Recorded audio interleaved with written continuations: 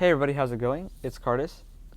This is going to be a little bit of a quick video on how to do Mannah, since I've been seeing a lot of requests in the Discord on what you're supposed to do, and a lot of people have been asking for some sort of guide video. And this might not be amazing, but I think it'll help some people if they don't know how to do it. It's just like a brief explanation. So yeah, let's just get right into it. So basically, we were just about to finish the advisor, and as you see, we do.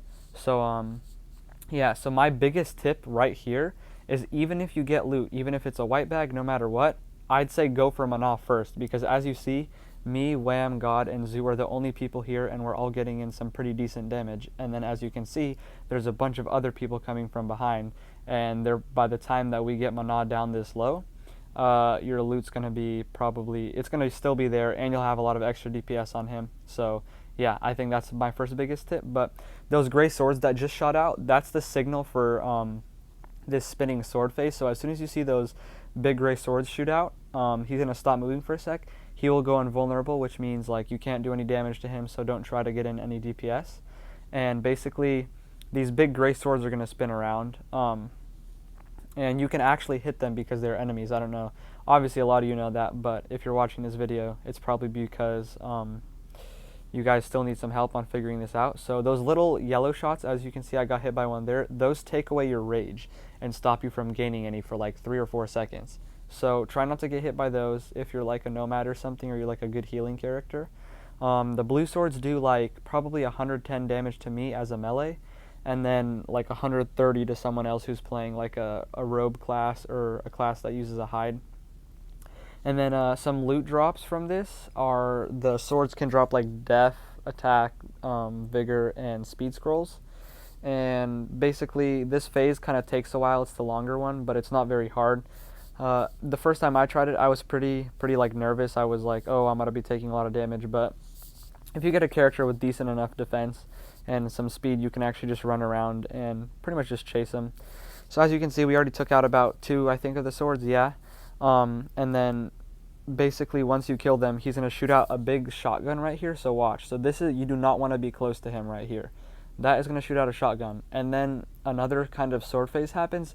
These are Mannah's soul cruxes. So basically, as you can see, you can kind of go in for DPS now, and those big blue square shots hit for like, I think 102. So try to dodge those.